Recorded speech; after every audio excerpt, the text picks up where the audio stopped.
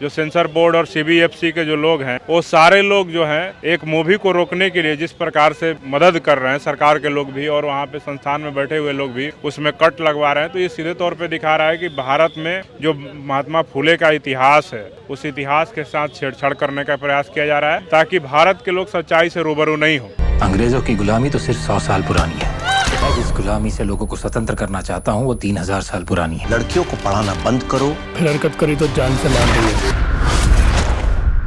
सैकड़ों वर्ष पहले जो घटनाएं देश में घटित हुई उस पे एक मूवी बन रही है और उससे तुम्हारा धर्म खतरे में आ जा रहा है, तुम्हारी जाति खतरे में आ जा रही है। तो कहीं ना कहीं लगता है कि तुम्हारा धर्म, तुम्हारी जाति और तुम लोगों ने जो कुकर्म किए हैं उसको छुपाने के लिए सिर्फ और सिर्फ तुम लोग अपना ये प्रोपेगेंडा करके मूवी को रोकने का काम कर रहे हो। 11 अप्रैल 2025 को ज्योतिराव फुले और सावित्रीबाई फुले के जीवन पर आधारित एक मूवी रिलीज होनी थी जिसका नाम फुले था, लेकिन उस मूवी की रिलीज डेट को टाल दिया गया। 25 अप्रैल को यह मूवी रिलीज होने वाली है। सेंसर बोर्ड ने कई कट्स लगाए इस मूवी को लेकर और जो ब्राह्मण समाज के लोग हैं इस मूवी का विरोध कर रहे हैं। उनका मानना है कि इस मूवी में ब्राह्मणों के चरित्र को निगेटिव दिखाया गया है। इस मुद्दे पर बातचीत करने के लिए मेरे साथ इस वक्त मौजूद हैं भीम आर्मी बिहार के प्रदेश अध्यक्ष अमर ज्योति जी, इनसे बात करेंगे। फुले मूवी जो राष्ट्रपिता ज्योतिराव फुले और इस देश की प्रथम महिला शिक्षिका सावित्रीबाई फुले के जीवन पर आधारित मूवी जो 11 अप्रैल को रिलीज होनी थी, रिलीज नहीं हुआ। सेंसर बोर्ड ने कई कट्स लगाए हैं, रोक लगा दिया रिलीज डेट पर। अब 25 अप्रैल को ये रिलीज होने वाली है कई कट्स के साथ। तो क्या कहेंगे, इस देश के जो लोग हैं इस तरीके के जो मूवी बने उसका विरोध भी कर रहे हैं और सेंसर बोर्ड जो है इस पर रोक भी लगा रही है, क्या कहेंगे? भारत में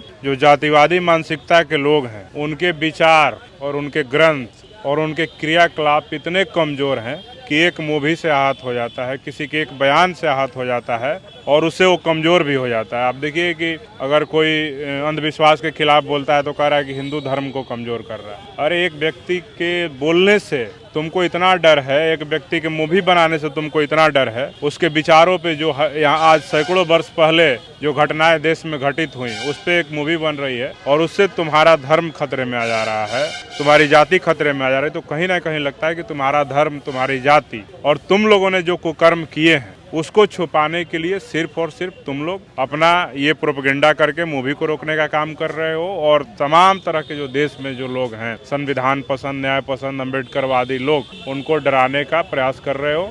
बाकी कुछ भी नहीं है। ये मूवी रिलीज होनी चाहिए थी 11 अप्रैल को ही बिना कट के, क्योंकि जब आप सच्चे हैं तो आपको डरने की आवश्यकता नहीं होनी चाहिए। सांच को आँच क्या, फिर आपको डर है कि इस मूवी के रिलीज हो जाने से कहीं ना कहीं मुझे लगता है ब्राह्मण समाज के जो लोग हैं उनके चरित्र का नुकसान होगा। तो हमें लगता है कि अगर आपने वैसा काम फुले साहब के साथ, उनकी पत्नी के साथ अगर नहीं किया होता तो आज आपको शर्मिंदा होने की आवश्यकता नहीं पड़ती। तो अगर आपने जो किया है तो वो दिखाया जा रहा है तो उसमें कहाँ कोई आपत्ति होनी चाहिए।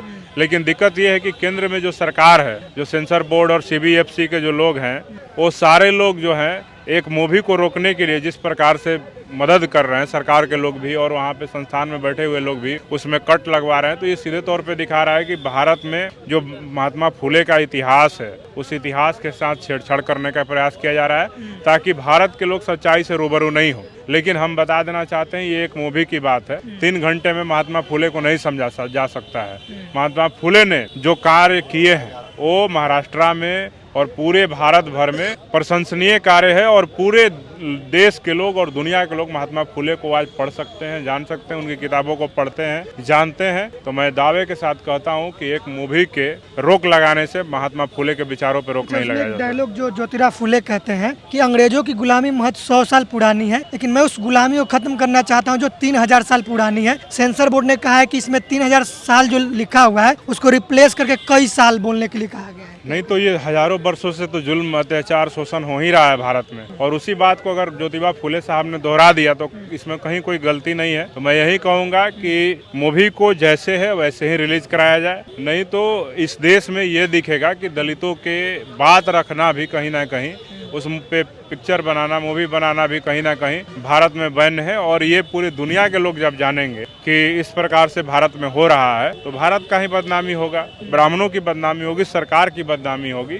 तो आप देखिए ना हॉलीवुड में, वहाँ पे तो पूरा सारा चीज जो भी होता है सब कुछ दिखाया जाता है। तो बॉलीवुड को उसे सीख लेना चाहिए और कहीं ना कहीं बॉलीवुड के पीछे जाने का कारण भी यही है कि वहाँ पे अच्छी मूवियों पे रोक लगा दिया जाता है। कई मूवी हैं, देखिए संतोष मूवी को रिलीज नहीं होने दिया गया, अभी फुले मूवी को रिलीज नहीं होने दिया जा रहा है और जय भीम मूवी आई थी, उस पर भी बहुत सारा बवाल हुआ था। आर्टिकल 15 मूवी आई, उस पर भी बवाल हुआ। और बाबा साहब अम्बेडकर, बहुजन महापुरुषों के इतिहास पे जब जब मूवी बन, भीमा कोरेगांव मूवी बनते बनते रुक गई, ठंडे बस्ते में डाल दिया गया। तो ये कहीं ना कहीं दिखा रहा है कि भारत में जब भी बहुजन महापुरुषों के इतिहास पे कोई मूवी बनाने का प्रयास करता है तो उसको रोक लगाया जाता है, ताकि इस इतिहास को सचित्र भारत के लोग देख लेंगे तो कहीं ना कहीं आक्रोश में आकर के वो इसके बदला लेने का प्रयास करेंगे, इसलिए इस पे रोक लगाने का। उसमें दिखाया कि कैसे सावित्रीबाई फुले जब पढ़ाने जाती हैं तो उनके ऊपर कीचड़ और गोबर फेंका जाता है। तो उसमें यह दिखा दिया गया कि उसमें एक ब्राह्मण बालक है, वो कीचड़ पत्थर फेंक रहा है, तो उसको हटाने की बात कही गई है। क्या ऐसा नहीं था इतिहास में कि वो लोग उन पे कीचड़ पत्थर फेंके? देखिए, ज्योतिबा फुले साहब ने जो किताबें लिखी उसमें पूरा वर्णन है इन घटनाओं को, जो सावित्रीबाई फुले के साथ जो घटित हुआ। तो जब पढ़ाने जाती थी तो उनके ऊपर कीचड़ गोबर फेंका जाता था। तो ये सत्य घटना है, आप उसको रूपांतरण करके उसको बदल नहीं सकते हैं। और मैं ये भी कहूंगा कि एक मूवी से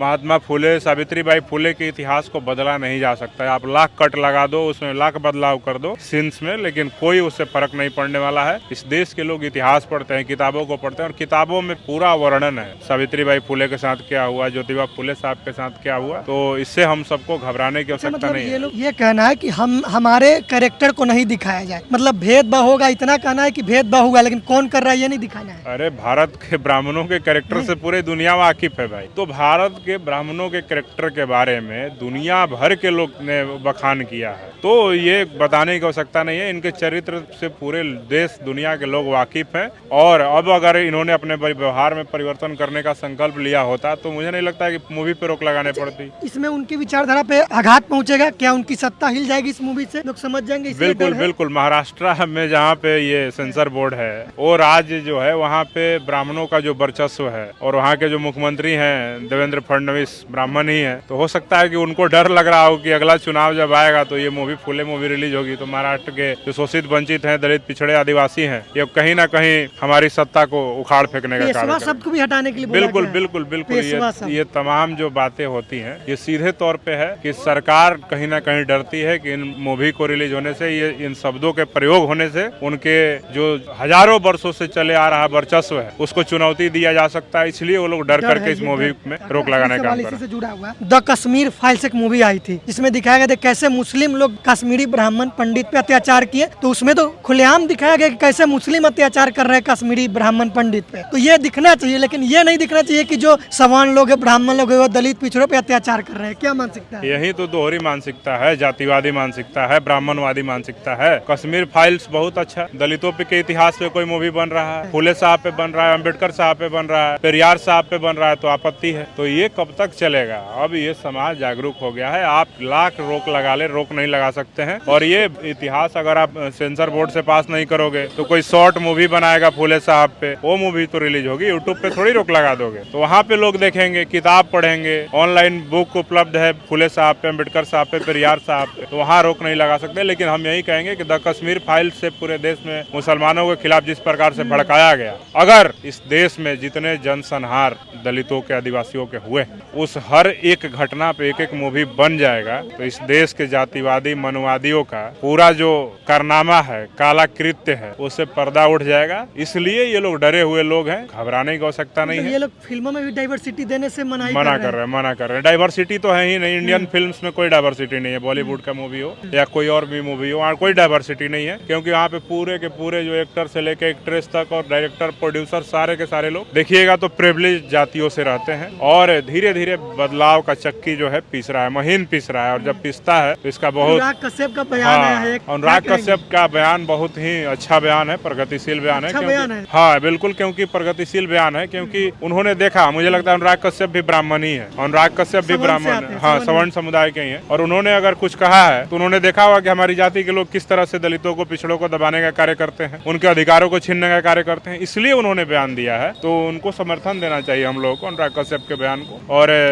इस मूवी पे जो विवाद है उस विवाद को खत्म करके सेंसर बोर्ड उस मूवी को रिलीज कराए, ताकि देश के लोगों को पता चले कि समाज में क्या कुरीतियां है, किस समाज ने किसके साथ क्या शोषण किया है। तो हम यही कहेंगे कि मूवी को रिलीज कराएं और जनता के बीच में लेकर के आए। थैंक यू, शुक्रिया।